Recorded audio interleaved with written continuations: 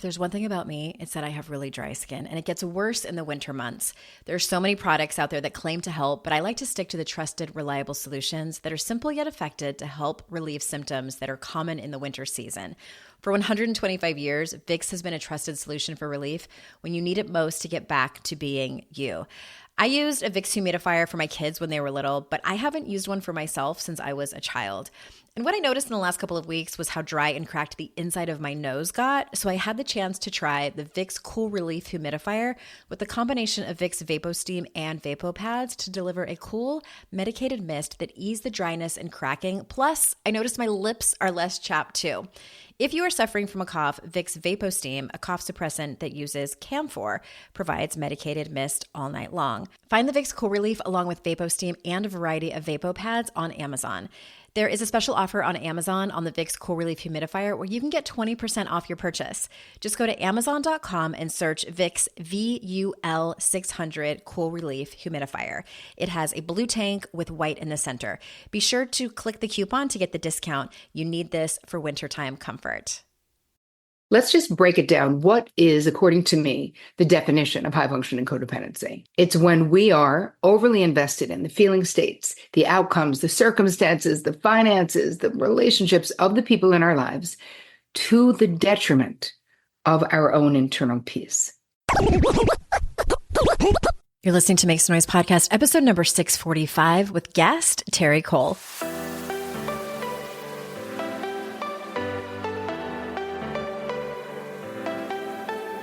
Welcome to Make Some Noise Podcast, your guide for strategies, tools, and insight to empower yourself. I'm your host, Andrea Owen, global speaker, entrepreneur, life coach since 2007, and author of 3 books that have been translated into 18 languages and are available in 22 countries. Each week, I'll bring you a guest or a lesson that will help you maximize unshakable confidence, master resilience, and make some noise in your life. You ready? Let's go. Hi, everyone. Welcome to another episode of the podcast. Happy holidays. I hope it's happy for you. I know it's been a rough season for a lot of us over here. And I am one of the many reasons I am excited to have Terri Cole on, because not only has Terri Cole been, I think this is maybe the 6th time she's been on the podcast, and she's always an amazing guest, always one of my top downloaded shows because she speaks directly to the topics that we talk about the most here. But also the sound of her voice is so soothing. I could listen to her read the phone book and be happy as a clam.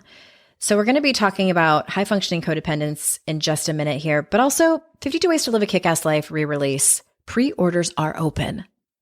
Have you guys seen this? My very first book, baby, 52 Ways to Live a Kick-Ass Life, has been updated and expanded.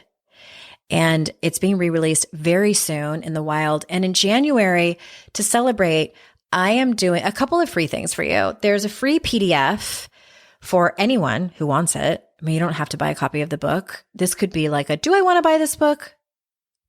Then download this free PDF because it gives you 2 free chapters. And the first one is about taking responsibility for your life and your choices. The second one is about cannonballing out of your comfort zone. I don't know if cannonballing is a word, but I'm going to use it here. You heard it here first. So you're welcome.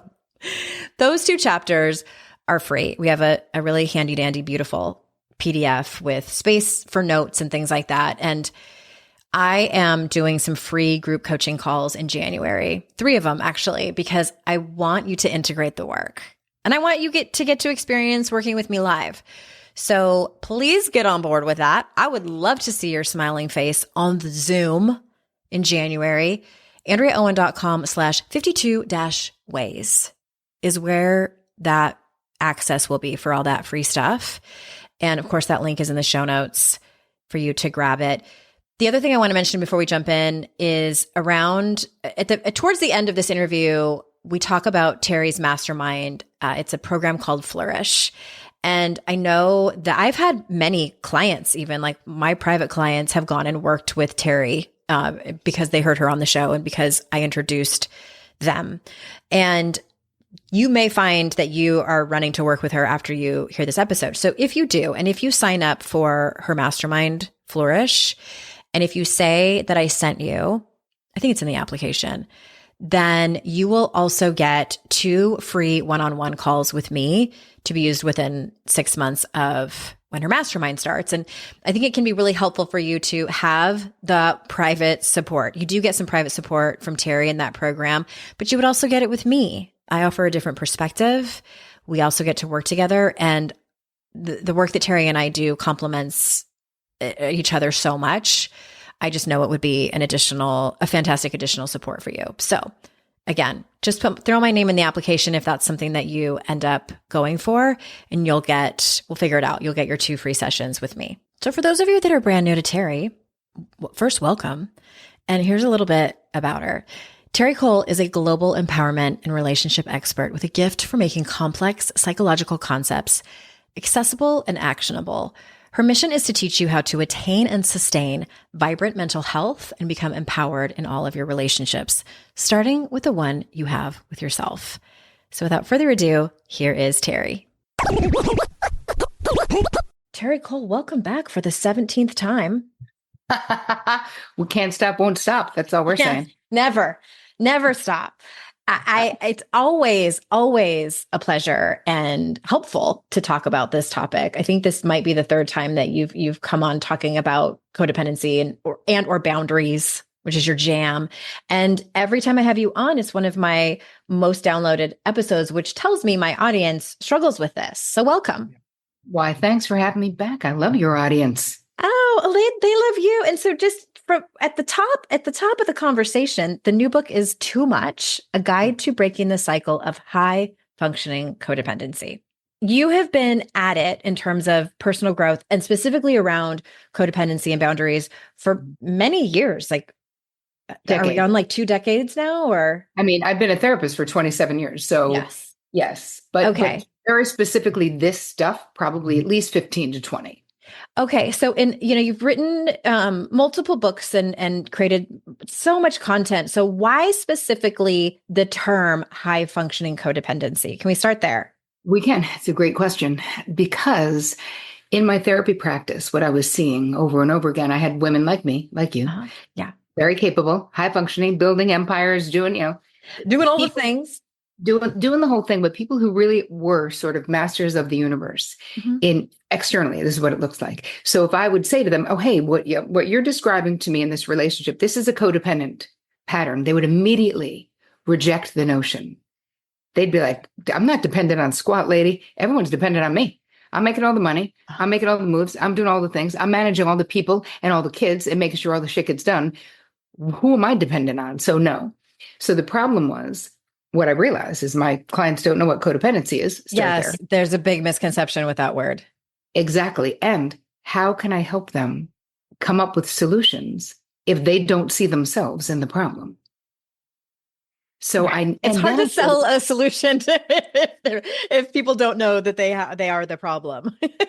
Exactly. They're like, no, it's actually my boss or my partner. I'm like, no, it's actually you. Like, and that's an incredibly empowering thing. So let's just break it down. What is, according to me, the definition of high functioning codependency? It's when we are overly invested in the feeling states, the outcomes, the circumstances, the finances, the relationships of the people in our lives to the detriment of our own internal peace. Because as mothers and lovers and partners and daughters and friends, of course, we're invested in the people we love being happy, obviously. Yeah. When you're a high functioning codependent, you're not just invested, you're overly invested, which means you actually feel a responsibility for making things happen. It's literally taking responsibility for other people's outcomes. Yeah. It's really at its base. If we think about what is codependency, obviously disordered boundaries are everywhere in codependent relationships. We get that. But the base of the behaviors themselves, this is a covert or an overt, right, attempt at controlling other people's outcomes. Yeah. That's what it is. Now, I get pushed back, from people who are like, hey, Terri, maybe I'm just nice. I'm like, maybe I'm just nurturing. Yeah. And maybe I am just a helper. Well, if you can't not do it. It's not you being nice. It's a compulsion, just like any other compulsion. So Mm-hmm. part of what I'm walking you through in the book, Too Much, is how do we make the distinction between caring and codependent? Mm. So you help And people find out where the line is for them? yes, Okay. I appreciate that. Thank you for the detailed explanation because I think you're right. Like a lot of people hear the word and they're like, that's not me. I may have told this story actually when you've been on my show before, and it's kind of funny, but not funny. So in the very beginning, when I was a baby personal growth person, like not as a career, but in my own journey in my 20s, I would read self-help books and I would write other people's names in the margins of like my friends and my boyfriend. And I was like, this is them, not me. Is that just like classic codependence? Because, and this brings me to my question, because I was under the assumption, and I was like you described, I was attached to people's behavior, to so many outcomes that I really had no control over, but I was gonna die trying. And yep. it wasn't like if I had to be really honest, and I may not have seen this at the time. It was partly because I wanted their life to be better because I wanted them to feel better and blah, blah, blah. But really, it was about me. I wanted my life to be better because of their better behavior. Is that also a symptom? Without a doubt. I mean, and in the book, I talk about Gabor Mate talks Mm-hmm. about like, I want to fix your problem. Mm-hmm. So the pain that I experience about your problem goes away. So I want to fix you. So my pain goes away, basically. And It's a win-win yeah, if you would just see it exactly. my way. And if you would just do what I'm telling you to do, that's another thing. So why don't we talk a little bit, shall we, about the traits? So Okay. people listening can go, I wonder if that's me. Okay. So number one, we're already talking about, which is feeling responsible to fix other people's problems, Mm-hmm. right? Going above and beyond, right? Giving till it hurts, doing shit that people are not even asking you to do, but we're doing it. Always ready to jump into damage control mode, right? God, we've got ideas, and we're such good problem solvers. We really are. Yes. Like, Oh, pushing my sleeves up. Let me get in I there. can't wait. I'm getting in there. All other behaviors, traits, auto advice giving.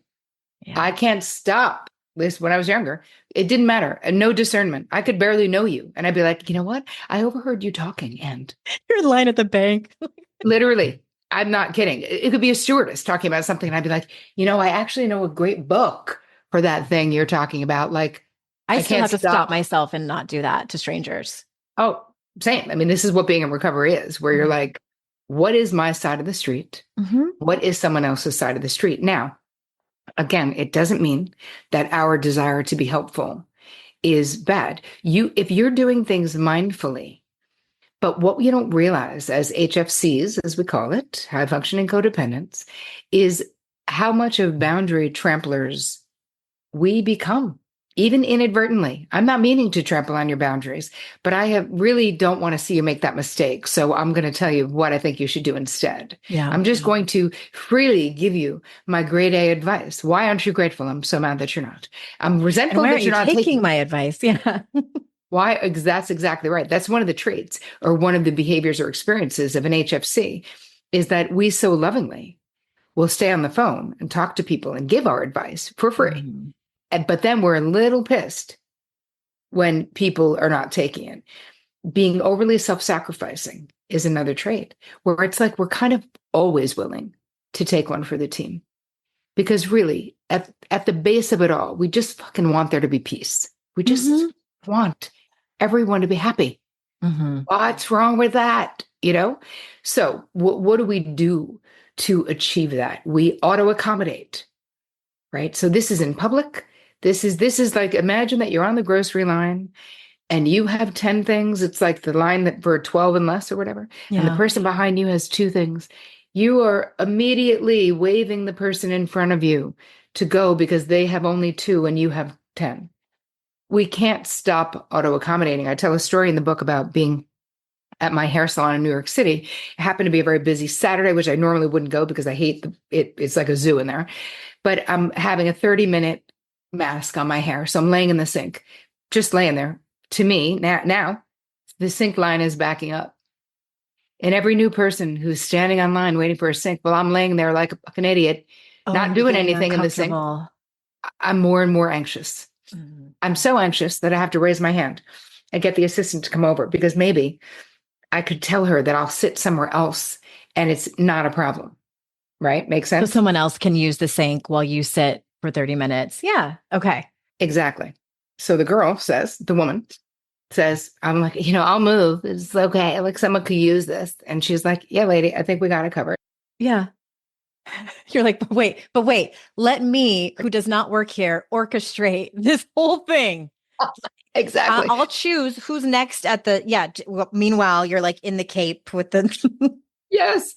And what's funny is that in the book, I literally write, because I, Terri Cole, know what your sink flow should be in this fancy salon in New York. Like, hello, what are you doing? That was a realization that I had about 5 years ago. So let's be honest about how this is an ongoing recovery process. And I wrote about it, and I did something on YouTube, and it went viral. And so many people were like, oh my God, I'm an auto accommodator. Holy crap. So two other behaviors to talk about, and then we'll get into all the questions. Anticipatory planning is another one, where we know we're going to be with people. Now the holidays are coming up. We know we're going to be with people. We know this person doesn't like that person. Make sure they don't sit next to each other. Uncle Bobby's coming. Uncle Jimmy's coming. They don't like each other, but I'll make sure they're difficult people. So I'll make sure I have the booze that they like, and I'll make sure they make the food that they like.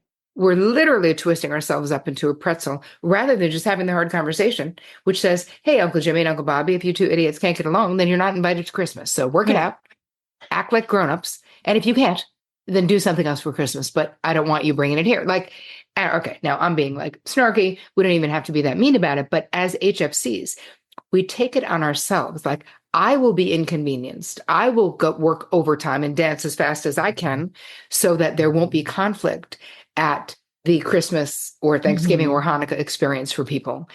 That's very HFC, the overfunctioning. And now another thing with overfunctioning is that I say this and I say it with a bit of a laugh, but it's absolutely true that in my 20s, I could take a perfectly functional man and turn him into an underfunctioner in 2 weeks or less. Oh yeah, me too. Yeah. Right? Is that like a special skill you think that maybe we share? Where I got He's going to be grateful that I changed his life for the better. Yeah. and I got it. Like, we can't, the mantra of an HFC is I got it. It's just easier if I do it myself. Yeah. Oh, it's just easier if I do it myself. I hear that a lot. Yes. Okay. Continue. But like, duh, ultimately, is it? And the answer is no.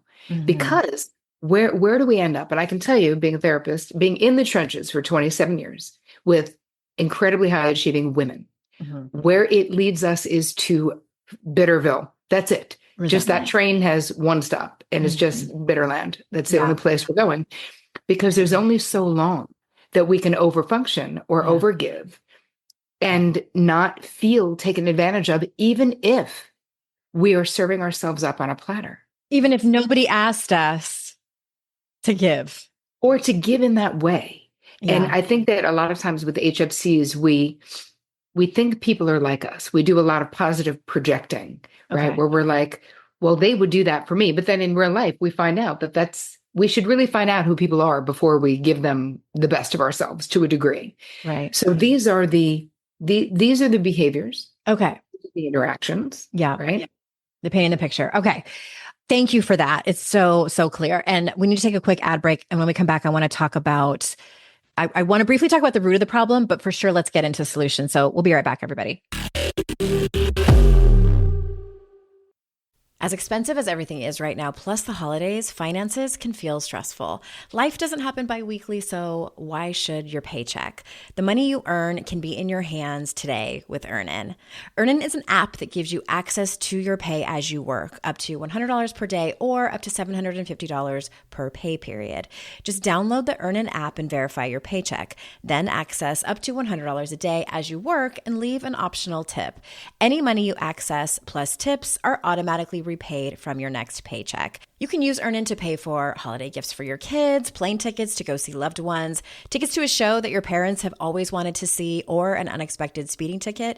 Maybe that one is just mine. Make Earnin a part of your financial routine and join Earnin's over 3.5 million customers who say things like, when I think about Earnin, I think about financial stability, security. It gives me a lot of peace of mind.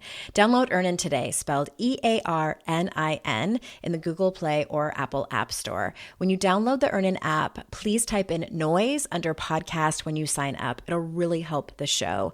Noise under podcast. Subject to your available earnings, location, daily max, and pay period max. See earnin.com/TOS for details. Earnin is a financial technology company, not a bank. Bank products are issued by Evolve Bank and Trust, member FDIC. My dad works in B2B marketing. He came by my school for career day and said he was a big ROAS man. Then he told everyone how much he loved calculating his return on ad spend. My friends still laugh at me to this day. Not everyone gets B2B, but with LinkedIn, you'll be able to reach people who do. Get a $100 credit on your next ad campaign. Go to linkedin.com/campaign to claim your credit. That's linkedin.com/campaign. Terms and conditions apply. LinkedIn, the place to be, to be. Subtle results, still you, but with fewer lines. Botox Cosmetic, out of botulinum toxin A, is a prescription medicine used to temporarily make moderate to severe frown lines, crow's feet, and forehead lines look better in adults. Effects of Botox Cosmetic may spread hours to weeks after injection, causing serious symptoms. Alert your doctor right away as difficulty swallowing, speaking, breathing, eye problems, or muscle weakness may be a sign of a life-threatening condition. Patients with these conditions before injection are at highest risk. Don't receive Botox Cosmetic if you have a skin infection. Side effects may include allergic reactions, injection site pain, headache, eyebrow and eyelid drooping, and eyelid swelling. Allergic reactions can include rash, welts, asthma symptoms, and dizziness. Tell your doctor about medical history, muscle or nerve conditions including ALS or Lou Gehrig's disease, myasthenia gravis, or Lambert-Eaton syndrome, and medications, including botulinum toxins, as these may increase the risk of serious side effects. For full safety information, visit BotoxCosmetic.com or call 877-351-0300. See for yourself at BotoxCosmetic.com. Okay. I love, what did you call it? Bitterville? Bitterland? Bitterland. I had a one-way ticket there. I definitely had, yeah, I bought a house there and lived there for a while. But I'm curious, like you're talking about, you're painting a picture, I think, of so many of my listeners. Given your experience as a therapist, what is the root of it? Like if we're talking about family of origin, and I think some of it's probably cultural, our social conditioning as women to be the givers, the taking care ofers. But in terms of like family of origin stuff, like what is it that we're actually seeking when we're high functioning codependents? Well, going back to the scene of the crime, which is what we need to do, which of course is, as you said, family of origin stuff, patriarchal stuff, societal stuff. I mean, listen, there are expectations of what is a good woman. Mm-hmm. As self-sacrificing as possible. Yes. Obviously. You would what love is a good Betty. mother? What is a good wife? Yes. Mm-hmm. Right? People say you would love Betty. She would give anyone the shirt off her back. Keep your fucking shirt on. Betty, keep your shirt on, please. Just a little discernment. I mean, listen, if a baby is cold, I'll give you my shirt. But I don't think we need to be giving everybody or anybody that. So a lot of it is training. Okay. But what are we seeking? So much of it is we are seeking control. Yes. Because when things feel out of control, it is very scary. So the unknown, HFCs do not like the unknown. This is why we work overtime to make things known, right? The unknown, if Uncle Bobby and Uncle Jimmy are going to fight at my holiday meal, that's an unknown. We do everything to make it known so that they don't sit near each other, so that we have other people, you keep him busy over there, you keep him busy over here, right? Nobody likes the unknown. This is part of the human condition, right? Yeah. Because the unknown, if we think about it back in cave person days, could mean death. Yeah. So we get it. We like certainty. Here's the thing. Here's the ironic thing in life. There isn't certainty. The only thing that we're positive is going to happen is that everything is going to fucking change. That's life, right? Right. Exactly. For sure, right? This is just the nature of life. So part of what we're seeking is we want peace, and we want everyone to be happy, and we want to feel safe. Yes. I feel like so much of what we are trying to accomplish with what we're doing as HFCs is we want to feel safe, but we want everyone to be safe, right? We want everyone to be happy. And the end of the end is that is not for us to create and or determine. So if we look at what is the cost, right? The cost to us of this overfunctioning behavior is what I deem living life light, like LITE. Mm-hmm. Because there's so much living in our minds. There's so much projection. There's so much, yes, predicting and planning, and that we're not fully, like, life itself is about half as juicy, as sweet, as interesting as it should be, because we're only half there. Only 1 foot in. Yep. Burnout is another major thing. Autoimmune disorder. Hi. Yeah. So many. The other health issues besides that as well, from cancer to MS to lots of things that there's no way that we could possibly take how the behaviors affect our nervous system and our physiology out of the mix. It's impossible to take it out, because the hypervigilance that goes along with being an HFC. What does it mean to be hypervigilant? Where we're always on guard. We're always looking for problems to fix. So what is happening in our nervous system? Fight, flight, freeze, fawn. Like, this is what is going on with us physiologically. Mm-hmm. So on the other side, getting into recovery, there is so much expansion and relaxation and restoration, which when you're an active HFC, there's not a lot of restoration. We are not pouring into ourselves because we are so outwardly focused on other people. And the cost is the sweetness of life. Like, you become bitter. You're not fully self-expressed, right? We have a stadium full of data about every person in our life. We know all of their likes, their dislikes, their allergies, their autoimmune disorders, the people, the players in their life. Right? If I have a friend who's like, yeah, Bobby, my friend from where, I was like, bitch, if you think I don't know who Bobby is, yeah, you've been I'm gonna fight Bobby. Then I'm a terrible friend On your behalf. Yeah. But how many people in your life know that about you? Mm-hmm. Yeah. I mean, some maybe now in my healthier years, but for so much of the time, my power was being the expert listener. Yeah. Right? HFCs, we're great listeners. We're great problem solvers. And when I say great listeners, I don't mean we're listening to allow you to do what you think you should do. We're listening to come up with a solution for you. Oh, now, sure. that's a little bit different. Mm-hmm. But what is the cost to other people of this behavior in our relationships? We're trampling on people's autonomy. Right. Whether we mean to be or not. This is kids as well. Mm-hmm. People become projects, which is super dehumanizing and a super bummer. Doesn't feel good to be like, I cannot wait to fix you. Woohoo. Yeah. Oh my gosh. I bet people are just like pausing and taking so many notes. I want to kind of circle back a little bit around what is it that we're seeking? Because I think that this is one thing that my audience likes to kind of connect the dots, is like, and I talk to them about that, because sometimes when you figure out what it is that you're looking for, that can be incredibly helpful to decide, is this something you can control and try to get that experience or that feeling in other areas of your life, or is it something you really need to work on detaching from? Yes. And that word detachment, I mention it ad nauseum here. I think it's no coincidence that in 2016 I made the decision to get the word surrender tattooed on my arm.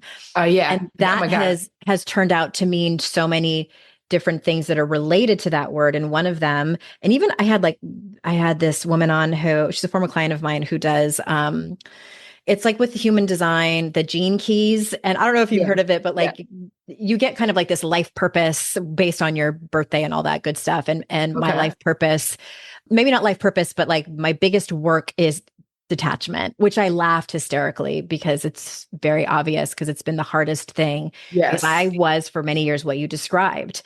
Exactly. Check, check, check, check, check. The more I have leaned into the last decade, the work that I'm trained to do around Brene Brown's research, and even in 12-step programs, which you and I have talked about many times being in recovery, is the fact that life is vulnerable. Life is uncertain. life is going to trigger you every single fucking day. And the more you can accept that, the more you can give yourself the power of figuring out your own stuff and allowing people the responsibility of being adults or children who are becoming adults. Like that's, and what I just, those few sentences, that is lifelong work, sisters. Like it's not something you're going to wrap up in an hour. Nope. But like you're not. just the whole concept of detachment, I think has been something I've been leaning on for the past 8 years or so. And so can you, before we get into some more solutions, can you talk about like, what does detachment mean to you in terms of this work? Okay. So this is what you're talking about. It's funny. It's interesting that you have surrender in a tattoo. And the second to last chapter in the book is called Surrender, because that's literally, if you were to be like, what is the one thing that I have to do? I'd say surrender. To what? Sorry, everybody. We just have to accept. There's a way of surrendering that's not like throwing in the white flag, right? There's a way to, when you really think about relationships, the real flex when it comes to love is being with people in the foxhole during the dark night of their soul and not trying to fix them. Right? People have a right to succeed and fail, to thrive and to flail. And yet, as HFCs, we do not like anybody flailing around us. No flailing. We don't like it. And so we need to build up a tolerance for the discomfort. It's loving to see someone in their pain and say, hey, how can I best support you? Yeah. Right? I'm here. If you want to talk, if you don't, if you just want to watch a movie. The moment we start auto advice giving, it is dehumanizing. The moment. Now, you'll have people who you've already trained to come to you because you're an amazing advice giver, and so am I. Like most of us, we went into fields. So we could like do it, get paid to do it, right? Because we love it so much. And yet it took me years to take this into my personal life and to realize I needed better boundaries. We're going to say, well, what are the things that would get you into recovery for this? What do we need to do? Yeah. Have healthier boundaries, right? What does that look like? That means being able to say no when you need to say no, right? Yeah. Disappointing other people. You know, Cheryl Richardson wrote a book called Let Me Disappoint You. I feel like we should all read that book and realize that we cannot be our best selves and live the lives we're meant to live if we only disappoint ourselves. If we're constantly willing to take one for the team, if that means your relationships are built on your self-abandonment. And what you're going to see is that you have so many healthy relationships in your life that don't want to be built on that. It was an illusion. We thought we needed to do it, right? Especially in my younger life. I felt like I had to add value. I had to be utilitarian. I must be fixing your problems. I must be, you know what I mean? Making your life easier and better. I never would have ended up with my husband. I never would have been if I hadn't gotten into recovery from this and experience the joy of letting someone else do something for me in a real way. Being like, oh, other people actually are competent, because as HFCs, we don't think they're going to do it right. Whatever that thing is, and they're probably not. But the thing is, we have to accept that perfectionism also just is a joy killer in life. And let people help you, even if they don't do it exactly the way that you want them to. Yeah. Right. Let yourself disappoint other people. If you can't go to that party without being exhausted, or you feel like you're about to get a cold, and if you stay home, you won't. But if you go to that party and make your friend happy, you will. Don't go to the party. Yeah. Do you know what I mean? So part of it is we have to put down the impulses and realize that empathic listening, this is so much more loving. And it's the same thing with kids.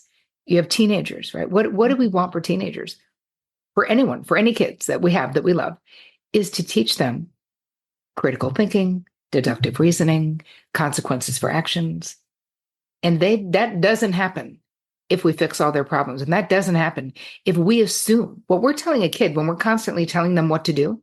You need to go and march into that principal's office and you're going to apologize to. Every time your kid comes to you, I don't care what age they are, and they go, Mommy, I'm so upset.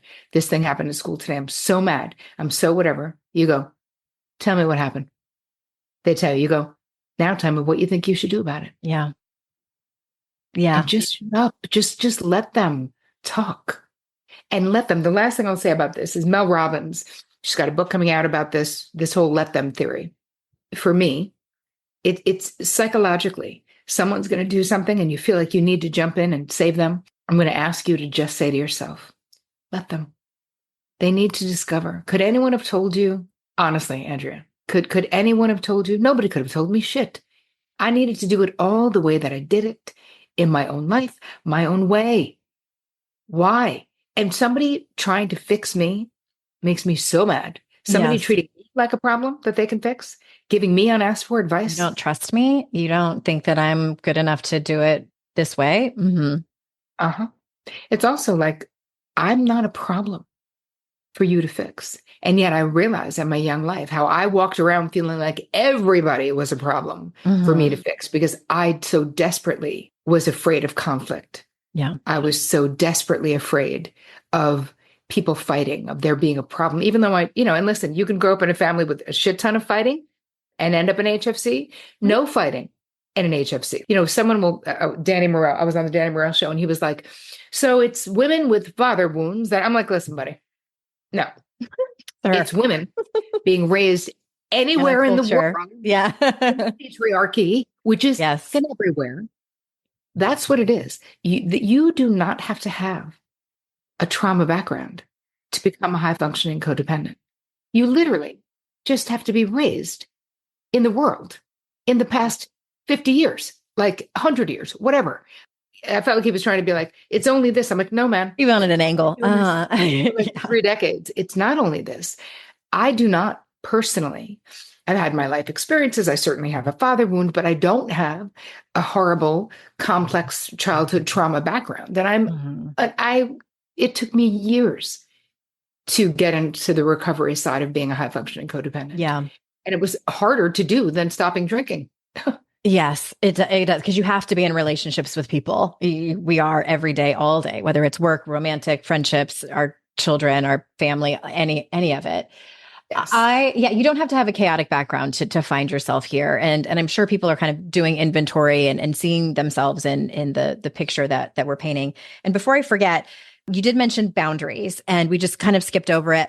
You were on my show not that long ago talking specifically about boundaries. So we'll drop that link in the show notes. And I highly encourage people to go back and listen to that because it's an imperative part of the conversation in terms of recovery and solution on this. When you take one more ad break and when we get back, let's focus on solution. So we'll be right back, everybody.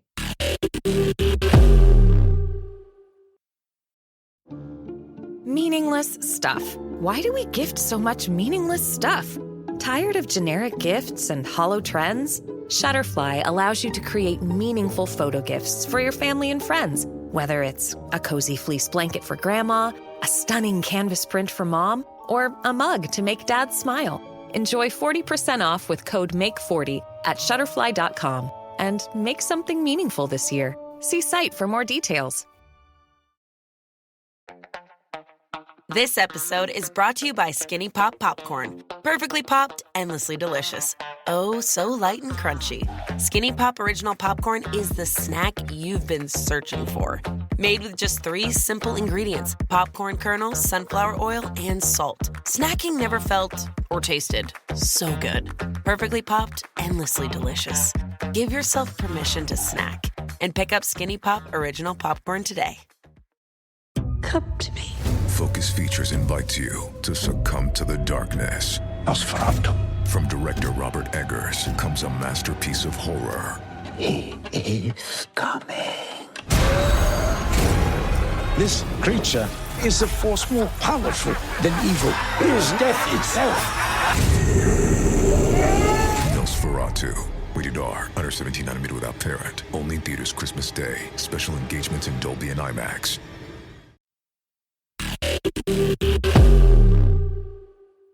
Okay. Can we talk about, I think you call it a resentment inventory. Would that be a good place to start? Which reminds me of step 4 in the 12-step program, which is so, I found that one to be so incredibly helpful for anyone. So say more about that.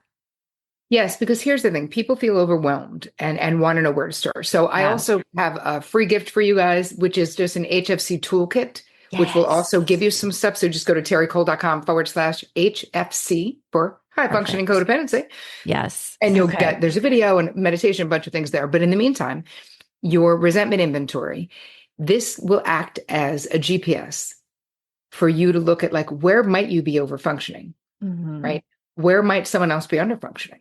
Where might you need better boundaries? Because our resentment is so informative. So what does it look like to do a resentment inventory? It's very simple. It's exactly what it sounds like.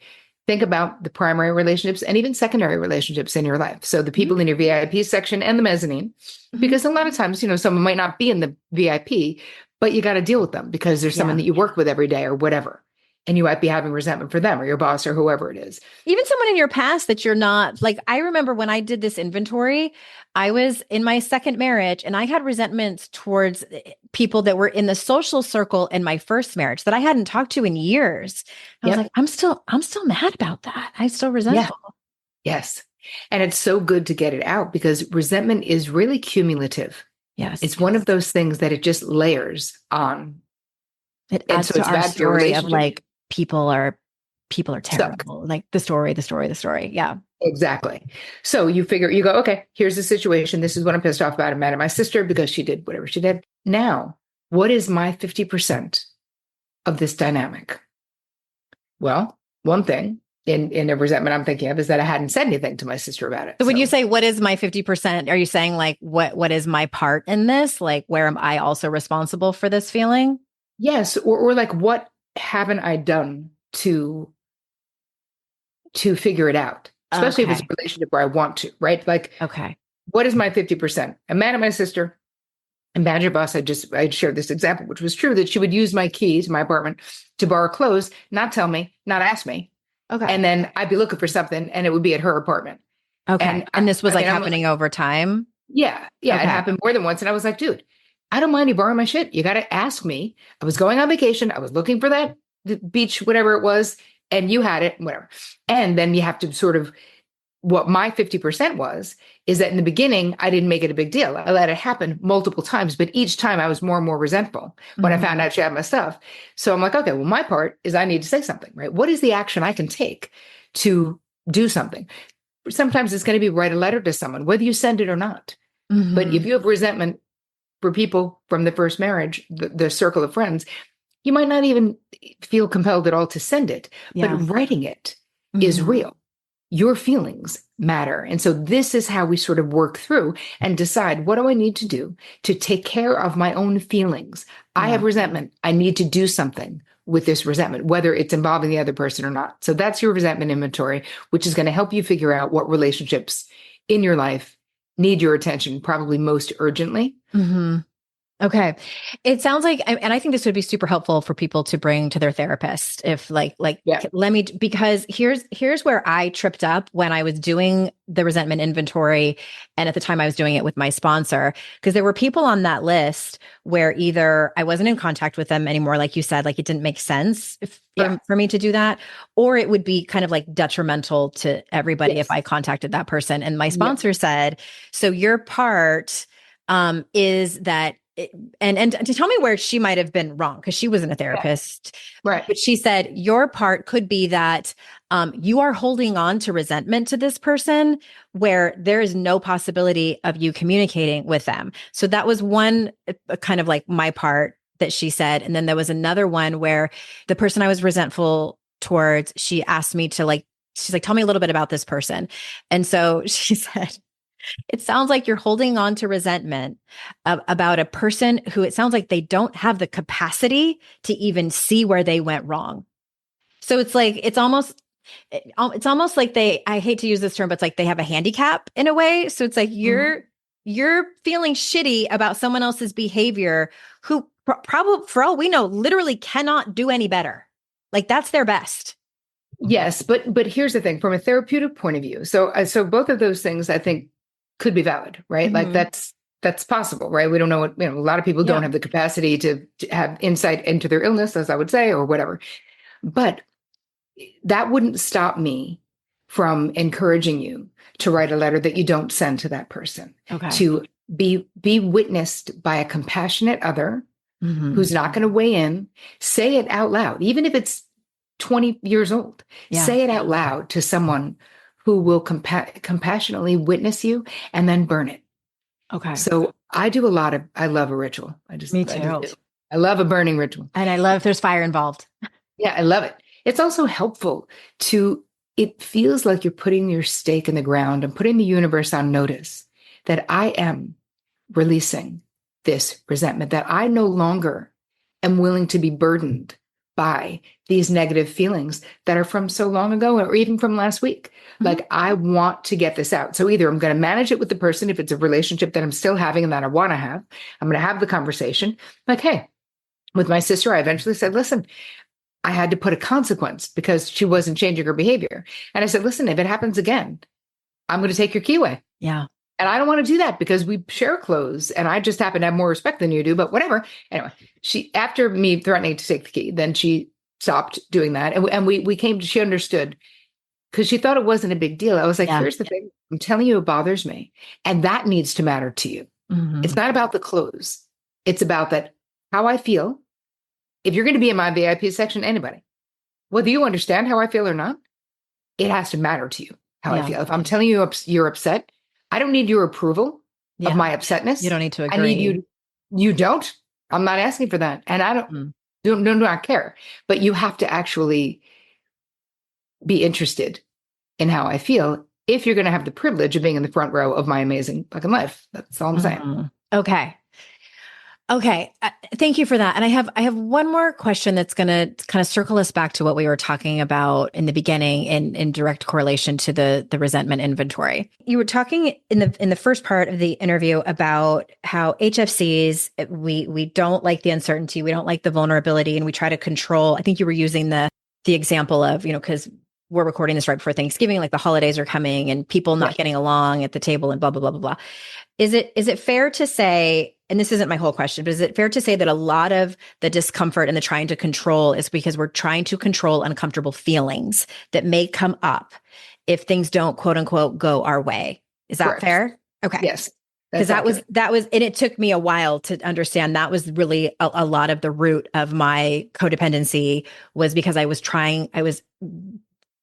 clinging to any way that I could avoid hard conversations, which led to difficult feelings that I was like, no, we don't want any of that. So let's just do it my way. And we can all just like, la, la, la, la, la. Okay. Right. So the ritual that you just described around the resentment inventory, to me, that says like, when you write it out, this letter, like you are able to get out all of the feelings. And maybe if you're just talking it out with a therapist or a trusted friend, you are getting out, like the feelings are being expressed and expelled, whether it's on paper, or I think there's so much power to having it come out of your throat chakra and witnessed. Yes. With kindness and compassion and openness and presence, hopefully by the other person. Yep. And that, I just got goosebumps saying it, because like, if you would have told me 20 years ago that was magic, I would have been like, get the fuck out with your feelings. You're like, no, it's not. It's not. But what is tell us your thoughts on like what I just described around the emotions. I think that you're absolutely right. And that there's something very real about the power of releasing our emotions. Mm-hmm. And the witnessing piece, it's interesting, Andrea, that you're even bringing this up, because part of why I actually have a community, right, of people, walking them through it. It's just, if you guys are interested in checking it out, terricole.com/TCM for Terri Cole membership. TCM. Okay. These links will all be in the show notes too, everybody. Yeah. But I did that because the power, which I discovered years ago when I took my therapy practice and started doing group coaching and group courses. I didn't know. Does it matter? Will what I can do with one person, will I be able to do that with 200 people or 50 people or whoever? And the answer is yes, and better. And I'll tell you why. From the collective witnessing, the compassionate witnessing, being in a whole group and mine is just women in my group, but it's like we're able to just be honest and be accepted about where we are. And I think that the things that we don't express, they end up turning into shame. Yeah. Right. We have resentment and then we're like, no, that's so dumb. Why am I still resentful about that? Like we do a lot of the self-recrimination, a lot of the feeling bad about why we feel that way. When the truth is, we make sense. Right, Andrea? You make sense. Your resentment makes sense. My resentment makes sense. It really does. It's just that it's not something that we want to hold on to because it doesn't serve us. It's informative. So let's use it as the GPS and let's lovingly release it back into universal energy so there's more space for us to be. On the other side of this recovery is all of this expansion, this joy, this restoration and rest, relaxation and understanding that we are not on the hook for all these things that we have felt like we were. And it's not that we shouldn't be on the hook. It's that we literally can't be responsible for someone else's happiness or for what someone else does. It's an illusion of control. And as you release it and realize it's the most loving thing to do, there is so much bandwidth that you will be gaining for yourself. Oh my gosh. We're gonna end there because that was just, thank you for that little speech. And again, everyone, the book is Too Much, A Guide to Breaking the Cycle of High Functioning Codependency. Terri Cole, Terri with an I, terricole.com/HFC for the freebies that you talked about. And before we end, is there anything else I want to have you tell everybody where to go if there's something else, but is there anything else that we didn't touch on that you want to kind of underscore, anything like that before we close up? Just that you can do it. Wherever you are and you're on your healing journey. And if this is the very beginning, welcome, right? But there is so much more for you than being sort of an emotional way station for other people. There's so much more and you deserve so much more. So let me walk you through it. Yeah. It's you're the love of my life. Trust me. My community is literally the love of my life besides my husband. And you can do it. So don't worry what you don't know. All you need to know is that you're in pain or you're unsatisfied or you feel unseen or unheard or you're friggin' exhausted or you're totally burnt out.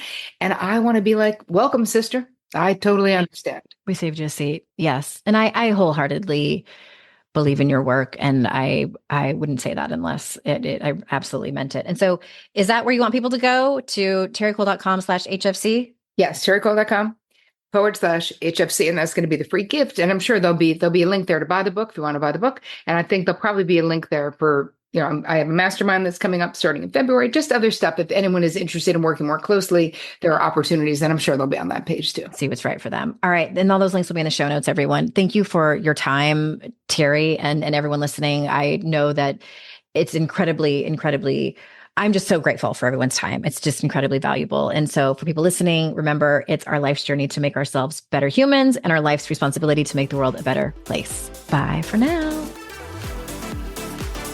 Hey, did you know there's free secret podcast episodes waiting for you that are not part of my regular podcast feed? Yes, AndreaOwen.com/free. And you just sign up. You get a link sent to you. It's very secret. It's like a secret club. We don't have a secret handshake. Don't worry about that. But it's these motivating podcast episodes that I made for you. They're under 20 minutes each. There's 3 of them. They're for wherever you are in your life. So head on over there and grab them. They range from really supporting you and seeing you where you are and being compassionate, all the way to giving you a giant kick in your ass and telling you how amazing and gorgeous and phenomenal you are. So AndreaOwen.com/free and get your hands on that free podcast feed.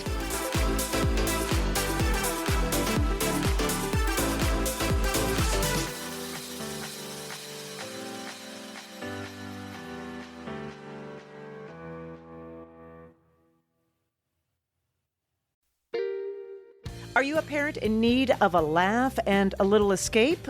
Look no further. Parenting is a Joke is the podcast you've been waiting for. Hey, I'm Ophira Eisenberg. I'm a stand-up comic and parent. And each week I chat with one of my top comedian pals who, just like you, are juggling careers, busy lives and schedules, and raising a family. You can expect candid stories, hilarious mishaps that happen on stage and at home, and just a lot of laughs. There's no expert advice here. Well, actually, sometimes a good idea does sneak its way in, but mostly just pure, relatable fun to remind you that we're all in this parenting adventure together. New episodes of Parenting is a Joke drop every Tuesday, so tune in, get ready to laugh, unwind, and maybe even feel a little bit better about your own parenting. Because sometimes that's exactly what your therapist, pediatrician, and bartender ordered. Subscribe now on your favorite podcast platform.